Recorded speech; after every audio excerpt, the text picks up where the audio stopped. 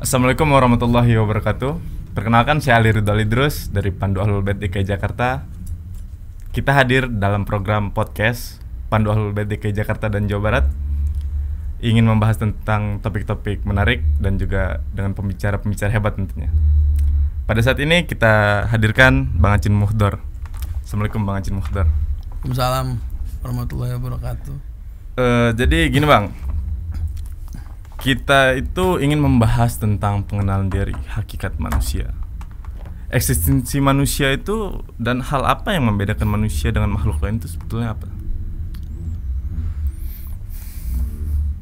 Begini, manusia itu gitu, enggak. Oke. Kita serius apa santai sih? Santai ya. Santai. Oke. Santai aja ya. Santai. Jadi gini manusia itu adalah salah satu atau satu-satunya makhluk yang pada proses penciptaannya itu dipamerin sama Allah. Dipamerin. Bener nggak? Cerita di Al-Quran kan gitu. Oh iya, ada rekaman dalam Al-Quran. Ada cerita tentang berbarisnya malaikat dan ruh. Lalu kemudian Allah menciptakan Nabi Adam dengan segumpal tanah. Itu artinya kan dipamerin kan. Bener nggak? Betul. Allah waktu nyiptain pohon janda bolong atau waktu nyiptain dinosaurus perasaan nggak dipamerin. Nggak ada yang dipamerin tuh ya. Nggak ada yang dipamerin. Tapi waktu nyiptain manusia itu dipamerin. Secara logika kita tidak akan memamerkan sesuatu yang kita itu tidak pede atau tidak ada valuasinya atau tidak ada value-nya. Nggak mungkin. Sesuatu itu akan dipamerkan ketika dia tuh berharga gitu. Baru tuh lu mau pamerin gitu. Nah, itu satu. Jadi manusia itu waktu proses penciptaannya itu dipamerin. Ini dalam pandangan agama dulu ya. Oke. Karena kalau kita nggak pakai pandangan agama pun manusia berharga juga. Kenapa tuh Bang? Gimana manusia? Ya setahu gue sih yang bikin pesawat, yang bikin kamera, yang bikin lampu, penemu itu setahu gue sih dari kalangan manusia gitu. Artinya manusia tuh potensinya hebat gitu. Selain bentuk. Nggak perlu pakai agama dulu ya. Oke. Nggak perlu pakai agama dulu nih. Pada faktanya aja manusia tuh ternyata bisa melakukan banyak hal yang mungkin awalnya nggak terfikirkan gitu. Nggak terfikirkan orang ngobrol pakai telepon. Mungkin kalau zaman dulu ya, lo pakai AirPod gitu, terus kayak ngobrol di jalan.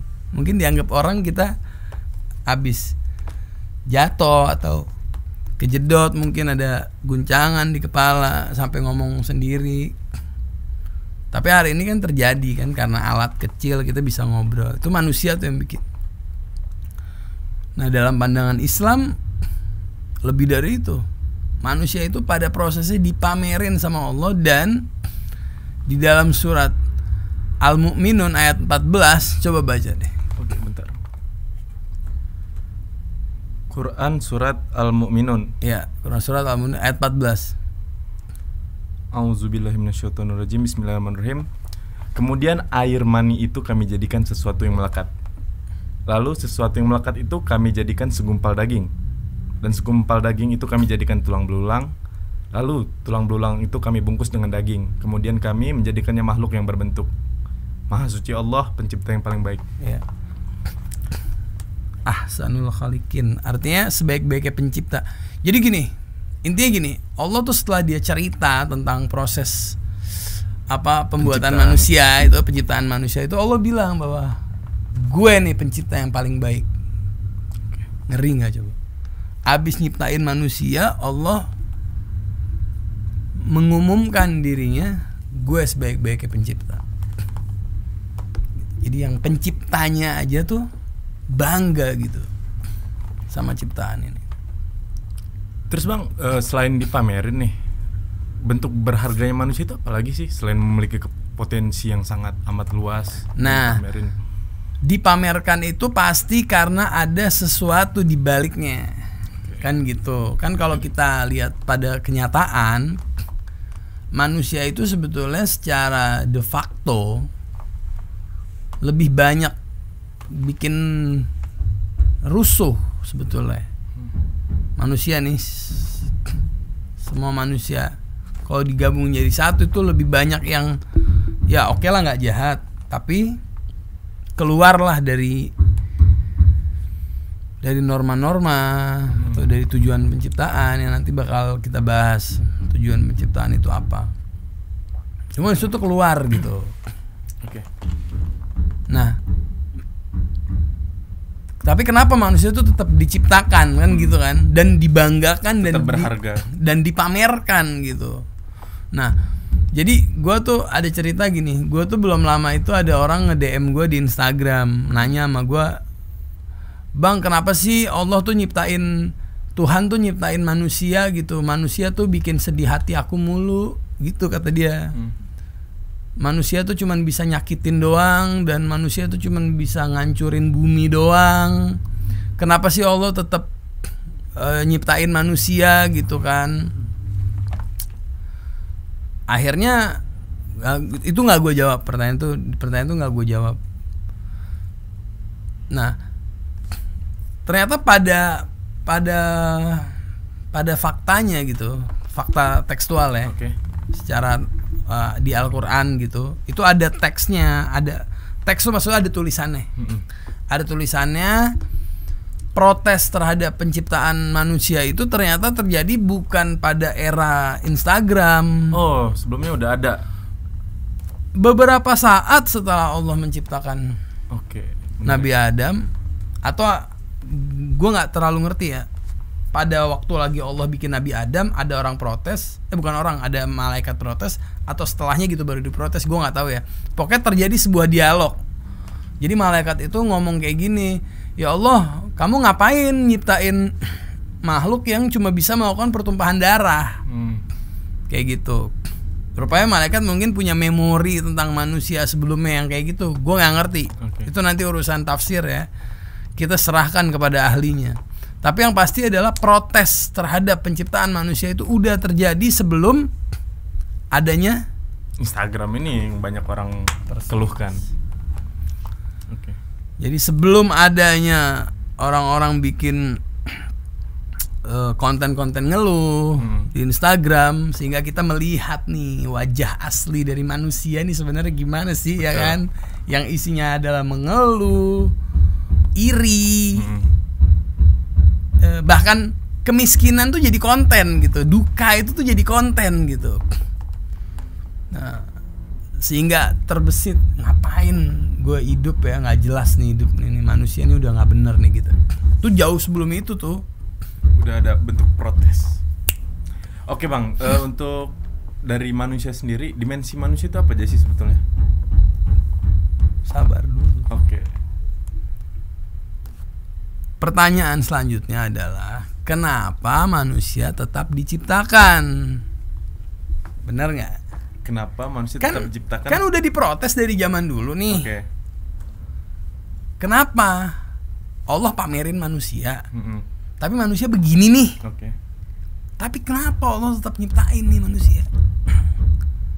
Berarti gagal proses penciptaannya dong? Ya kan gue nggak mau bilang gagal. Bisa aja yang bilang gagal karena nggak tahu kan. Nah itu makanya Allah bilang, gue lebih tahu daripada lo. Allah bilang kayak gitu sama yang nanya nih.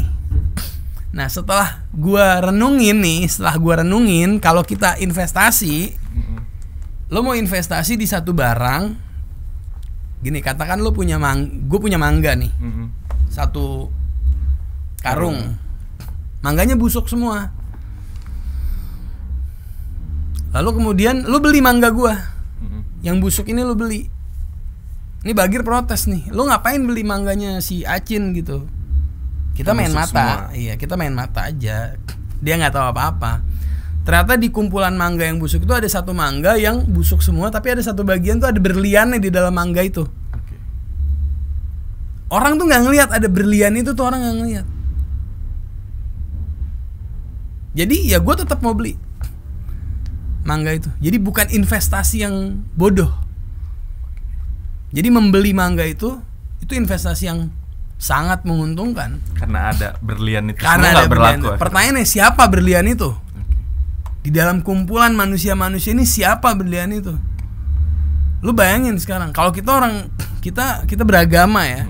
Kita tahu ada nabi, ada ahlul bait, ada a'immah. Ini aja udah cukup menjadi alasan logis untuk penciptaan.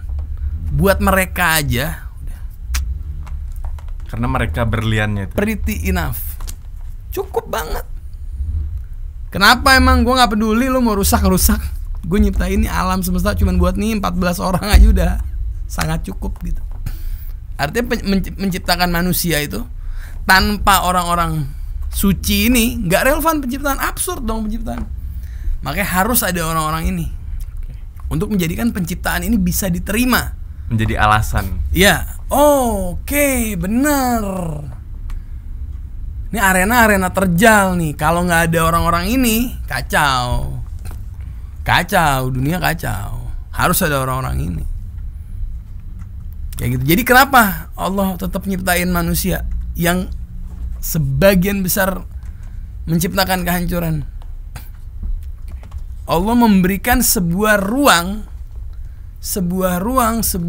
peluang, sebuah kesempatan untuk orang-orang yang biasa kayak kita gini, untuk mencontoh orang-orang yang Allah jadikan sebagai prototipe kehidupan ideal. Nih, gue ciptain nih orang-orang nih. Gue memang memilih dia untuk berada pada satu privilege yang gak bisa dimiliki oleh semua orang, yaitu privilege maksum, terhindar dari dosa. Tapi gue menjadikan mereka punya privilege ini karena gue tahu mereka orang yang bakal wafa, mereka orang yang bakal setia sama gue. Nih gue jadi nih orang-orang ini. Ya, lu lihat kehidupan mereka nih. Malu lu mau ngeluh. Iya betul. Lu malu lu mau ngeluh. Kayak gitu. Oke. Jadi nggak absurd. Tetap oke gitu. Tetep okay. Berinvestasi hanya untuk ceritanya kalau ini kan hanya untuk 14 orang ini udah cukup banget, Pak. Tetap pas. Bumi ini diciptakan pas. Manusia diciptakan pas. Nggak apa-apa semuanya rusak. Yang penting ini. Oke Bang, untuk pembahasan yang lebih bersifat individual, kan kita banyak mengetahui bahwasannya cukup bagi beberapa orang untuk mensifati pengenalan diri itu di alam material contoh. Emang sebetulnya apa aja dimensi manusia itu? Apa cukup di alam material saja kita bercengkrama di sini, atau ada alam lain, atau bagaimanakah?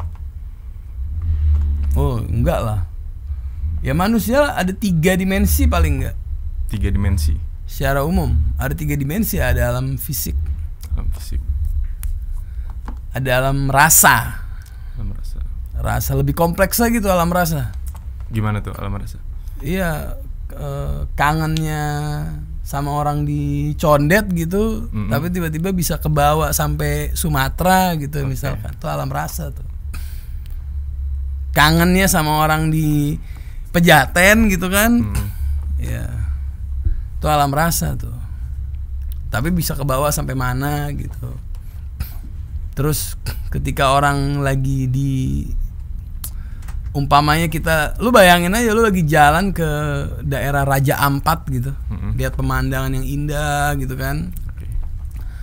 Ini kita membayangkan, mengimajinasikan gitu. Lu lagi di tempat yang indah banget, terus kemudian lu ditelepon sama orang, dikasih kabar orang yang lu sayang di Jakarta mengalami sesuatu yang mengerikan.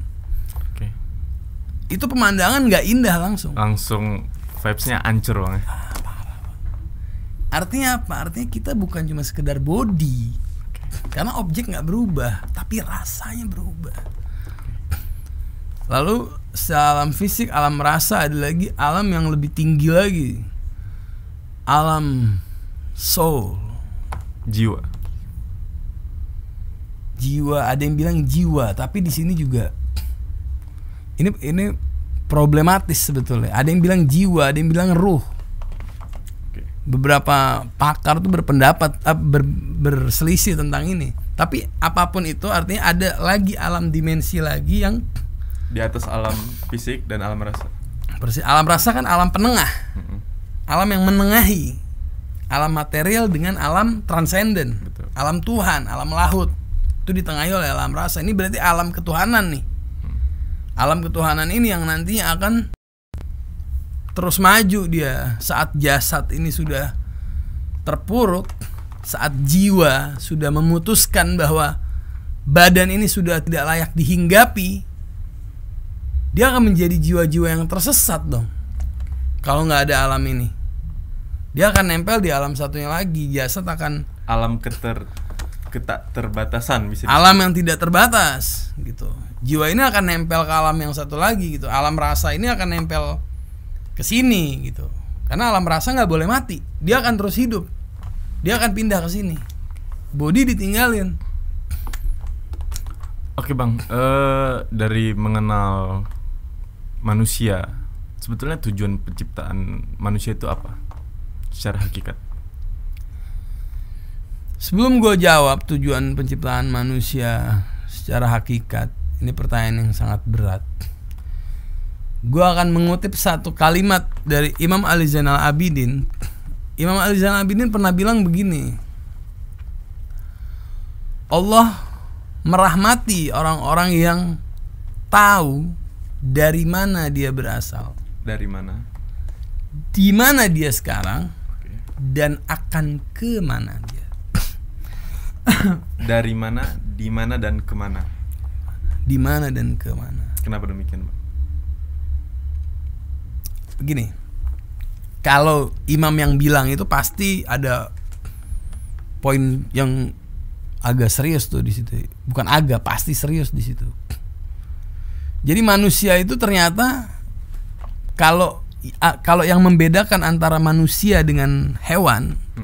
Nah ini penting juga. Definisi manusia itu kan beraneka ragam ya. Okay. Tapi ada definisi-definisi yang bisa kita maknai gitu. Definisi kali ini gue pakai menurut salah seorang ulama dari Iran. Dari Iran. Ya, ulama namanya Murtado Mutahari. Ulama favorit gue tuh termasuk. Mutahari bilang al-insan hayawanun natik muta'allimun mutadayyinun. Manusia adalah hewan yang berpikir, yang belajar dan yang beragama. Berpikir, belajar, beragama. Jadi kalau ada manusia yang tidak berpikir, tidak belajar, tidak beragama, sebenarnya dia tuh kuda. Gitu. Cuman pakai celana jeans saja, bedanya itu doang gitu. Tapi pada zatnya dia tuh sama aja kayak yang lain gitu. Kayak binatang-binatang yang lain. Artinya syarat-syarat terbentuknya manusia nggak ada di dia gitu. Nah, tadi kembali kepada tujuan penciptaan. Tujuan penciptaan juga sebetulnya kalau kita maknai ya dari Al-Qur'an sendiri. Al-Qur'an tuh menjelaskan manusia itu terkadang sebagai hamba, di sisi lain juga sebagai khalifah. Okay. Itu bukan karena nggak konsisten, tapi karena manusia itu potentially emang dahsyat, bisa jadi khalifah juga gitu. Artinya punya kapasitas untuk memimpin dirinya, untuk memimpin orang lain, atau at least keluarganya yang dipimpin sama dia, atau seenggaknya mimpin pandu deh kayak Bagir gitu. Tapi ubudiyah itu maksudnya aktivitas peribadatan juga, Bang? Pastilah, hamba. Iyalah, tujuannya itu kok. Dalam pandangan agama tujuannya diciptakan untuk menghamba, untuk beribadah. Tapi bisa naik tingkat menjadi khalifah. Enggak, khalifah juga beribadah, masa khalifah nggak beribadah? Okay. Cuman beribadah ini jangan disimplify hanya sebatas sholat atau ngaji, atau jangan kayak gitu juga kan. Beribadah kan banyak. Beribadah luas gitu pengertiannya. Jadi ya tujuan manusia adalah berada pada porsi yang sebenarnya, yang seharusnya. Jadi manusia yang wajar adalah manusia yang tahu, dia tuh tahu, oh gue ini dari Tuhan, sedang berada di tempat yang memang Tuhan ciptakan untuk gue, dan one day gue akan balik ke dia. Itu yang kemananya itu ya? Kemananya itu, ya. Tentu di setiap unit-unitnya ini banyak ya penjabarannya ya. Tapi maksudnya kita bisa mempelajari itu kan, kita bukan lagi mau bahas itu. Cuman dia harus tahu lah manusia, dia dari mana, dia di mana, dia mau kemana. Manusia harus tahu itu. Kalau enggak, orientasi dia nanti salah, mindset dia keliru. Gini deh, simpel ya. Orang kalau mindsetnya tentang kemapanan itu salah. Kemapanan. Ya, ini kita nggak usah bicara tentang manusia dulu, tentang kemapanan aja. Orang salah mindset tentang kemapanan, kacau pak.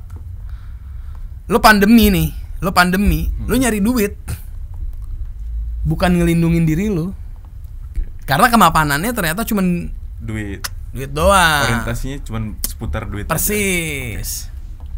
Kesehatan nggak dianggap sebagai kemapanan. Kena lo pandemi. Gue tempo hari kena COVID kan. Oh iya.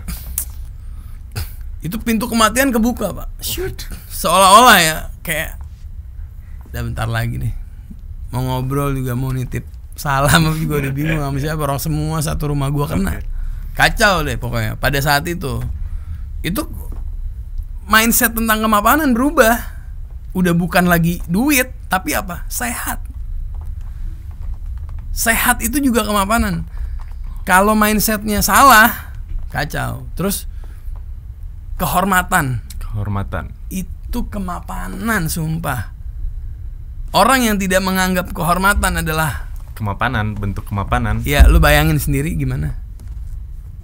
Pokoknya dia gini. nggak ada harga lagi dia untuk melakukan segala hal dilakuin sama dia. Yang penting gue kaya kan gitu kan. Karena kehormatan nggak dianggap kemapanan. Lu nggak direndahin orang. Lu nih nggak dihina, nggak direndahin orang, nggak dianggap sebagai benalu. Itu kekayaan. Cuman nggak bisa di withdraw aja, nggak ada rekeningnya, nggak ada kartu ATM buat nge-withdrawnya aja. Itu doang bedanya. Tapi itu kemapanan sebenarnya. Kesehatan itu kemapanan. Dalam situasi perang, apa kemapanan? Kemapanan mungkin dalam situasi perang apa? Dalam situasi pandemi sehat. Dalam situasi perang apa? Gagah, mungkin berani sebagai kemapanan. Aman. Iyalah, rumah lu nggak kena rudal. Lo ada di titik yang aman gitu, nggak diganggu orang. Dalam situasi paceklik misalkan, kemapanan itu apa? Ya itu tadi duit baru kalau paceklik pak. Paceklik. Iya. Duit. Berarti intinya kemapanan itu bisa berubah atau nggak ada pakem untuk kemapanan? Lah, kemapanan itu artinya kalau orang gagal memahami kemapanan, dia akan terkonsep bahwa kemapanan itu hanya uang, hanya materi, kemewahan, pernak-pernik itu gitu. Sementara agama mau bilang sama kita bahwa kemapanan paling fundamental udah gua kasih sama lo pas lo lahir. Agama mau bilang itu sama kita. Dan agama mau bilang sama kita bahwa lo tuh nggak pernah miskin sebetulnya. Sampai lo injek kehormatan lo demi sesuatu yang tidak lebih berharga dari itu. Lebih murah daripada kehormatan dia. Persis. Itu baru lo miskin di situ. Ini kalau orang gagal memahami konsepsi tentang kemapanan nih. Gimana tentang gagal memahami dirinya sebagai manusia? Ya tersesat lah pastinya. Betul. Terus Bang, kalau misalkan kita selesai untuk membahas tentang manusia sebagai manusia, tadi maksud udah selesai dalam pengenalan diri, kira-kira apa sih tantangan zaman sekarang, tantangan era modern ini untuk kita berupaya untuk mengenal diri itu apa? Jadi ceritanya orang udah kenal sama dirinya gitu, terus masuk ke era modern. Anggaplah kita ada dua case, ada yang belum kenal sama dirinya, ada yang sudah kenal. Kalau belum kenal sama diri, kesian. Menurut gua masalah dia serius tuh. Menurut gua capek dia, pasti hidup itu bakalan capek banget karena dia bakal ngebandingin dirinya terus sama apa yang dia lihat di reels. Gak pernah cukup gitu maksudnya Bang ya? Iyalah, apa yang dia lihat di Instagram dia akan ngebandingin terus. Kenapa dia bisa dapetin perempuan secantik itu, kenapa gua enggak? Kenapa dia bisa punya mobil sebagus itu, kenapa gua enggak? Kenapa cowoknya ganteng, kenapa cowok gua enggak? Kenapa dia punya pasangan ganti-ganti? Kenapa gue jomblo mulu? Itu untuk case yang belum mengenal diri. Terus kalau tantangan pada zaman era modern ini bang, untuk yang sudah mengenal diri apa? Konsistensinya dia. Apakah bisa tergoyahkan untuk mengenal diri? Oh, pastilah. Oh, iya. Siapa yang nggak bisa goyang? Siapa yang nggak bisa goyang? Orang lu harus terus mereminder kok. Ini kan harus terus di reminder tentang dari mana, di dan ke itu harus terus diingat-ingat terus, direnungkan terus. Nggak bisa kita kayak ngerasa bahwa kita udah selesai sama diri kita, nggak boleh, nggak bisa, bahkan bukannya cuma nggak boleh, ya nggak bisa lah, harus terus diingat terus. Lu akan, tapi yang pasti adalah orang yang sudah tahu dari mana di dan ke-nya itu, dia nggak akan terganggu dengan kekayaannya Hotman Paris atau kekayaannya Raffi Ahmad, dengan apa namanya, dengan kecantikannya siapalah itu, dia nggak akan terganggu sama itu. Dia nggak akan terganggu dengan orang-orang yang cuman duduk make up dapat endorse, income ratusan juta bahkan sampai ada yang miliaran gitu. Mereka nggak akan terganggu sama itu. Mereka justru terganggu saat mereka melihat ada orang yang bisa dicapai sama dia orangnya, melakukan sebuah amal-amal yang gue sebenarnya mampu tapi gue nggak mau gitu. Kenapa gue nggak bisa kayak dia gitu? Ada orang yang lebih sabar dari dia justru terganggu karena dia akan terus mengkoreksi dirinya dia. Dia nggak akan terganggu dengan orang-orang yang tidak berada pada tujuan penciptaan. Dia nggak akan terganggu dengan itu. Dia melihat orang-orang itu seperti ada di dunia lain. Oke. Menarik. Gitu loh. Lu nggak berada dalam arena yang sebenarnya kan? Gitu. Tidak. Gue pernah nonton film Game of Thrones. Game of Thrones. Ya, itu film favorit gue tuh. Ada satu dialog kayak gini. Jadi satu anak dia gelisah lah tentang sebuah peperangan gitu. Dia ngomongin satu kelompok orang gitu. Terus bapaknya bilang, "Nak, tidak selayaknya bagi seekor singa membicarakan kumpulan kera." Asik. Jadi ya gitulah pokoknya, ya beda level gitu. Maksudnya gue nggak akan terganggu gitu. Nggak selayaknya seekor singa itu terganggu dengan auman para kera. Ngapain lu gelisah? Keren itu. Oke. Terus bang, kalau misalkan kita nih tidak mengenal konsepsi pengenalan diri ini, emang kenapa sih? Emang apa perlunya? Urgensinya dari di mana gitu? Ya, lu akan tersesat lah. Lu akan kita akan tergelincir pasti. Pasti kita tergelincir. Kalau nggak lu tergelincir kepada sebuah keputusasaan, dampak maksimal ketergelinciran tuh keputusasaan. Oh ya, macam-macam lah. Kalau maksimalnya gue nggak tahu. Cuman maksudnya lu akan jadi orang yang putus asa. Lu akan merasa lu nggak berarti, nggak bernilai diri lu kan. Oke. Kalau kita nggak tahu kan, tadi kan udah dijelasin kan. Allah aja bangga waktu nyiptain manusia gitu. Ceritanya kita nggak punya pemahaman ini. Ya, setiap kegagalan yang lu alamin ya lu anggap itu sebagai sebuah kegagalan mutlak. Kegagalan tunggal dong berarti. Emang gue gagal jadi manusia nih, ngapain gue hidup? Nggak jelas banget nih gue hidup. Terus di waktu yang bersamaan lu ngelihat teman-teman lu yang mungkin dulu nggak lebih pintar dari lu waktu zaman sekolah. Tapi dia lebih sukses dengan sukses yang udah lu patok bahwa sukses itu kaya ya. Makin lagi lu nggak ngehargain diri lu. Banyak hal akhirnya menjadi sebab turunannya ya. Nantinya ya udah jadi afiliator lah lu. Terus macam-macam lah. Oke. Terus bang, kalau misalkan ada nih saudara kita misalkan yang belum mengenal diri kita, cara merecognize biar mereka kita tanda kutip ya tersesat dari pengenalan diri ini bagaimana sih? Yang pertama begini, kita ini tidak tahu siapa yang tersesat. Jangan-jangan kita yang tersesat. Oke. Gue dulu gini ya, gue cerita sedikit nih Mer. Dulu tuh gue waktu masih kuliah gitu, awal-awal gue kuliah, gue ngekos kan, banyak teman-teman gue tuh sering banget datang ke kosan gue tuh kayak minta petuah gitu. Lama-lama gue bete juga sih sebenarnya, kayak seneng aja gitu ngobrol, kayak apalagi dong. Terus gue tuh kayak nikmatin gitu cerita. Ada kayak rasa di diri gue tuh kayak seru enak juga ya gitu. Ngobrol didengar sama orang tuh asik gitu ya. Kita ngobrol orang ngedengerin gitu. Ada rasa kayak gitu. Cuman pas udah mulai berjalan berapa tahun gitu, lama-lama gue tuh mikir kayak gue kayak badut lama-lama loh begitu tuh. Kenapa? Kayak berusaha merubah orang lain gitu sampai akhirnya jadi tontonan kan. Jadi kayak badut gue. Guanya kagak makin bener. Oke. Yang gue omongin karena dulu kan, maksudnya kita masih sering mencari ilmu gitu kan, nanya, diskusi, hadir pengajian gitu. Jadi ilmu masih banyak gitu. Guanya kagak nerapin ilmu itu, omongan gua makin tinggi, yang gua ajak ngomong makin rusak. Ini nggak ketemu nih, absurd nih dunia nih. Akhirnya gua apalagi sekarang di usia 30 tahun ini gua baru sadar bahwa hal yang paling sia-sia yang gua lakukan adalah berusaha merubah orang lain. Baru ngeh gua, nggak perlu sama sekali merecognize orang, ngapain sih?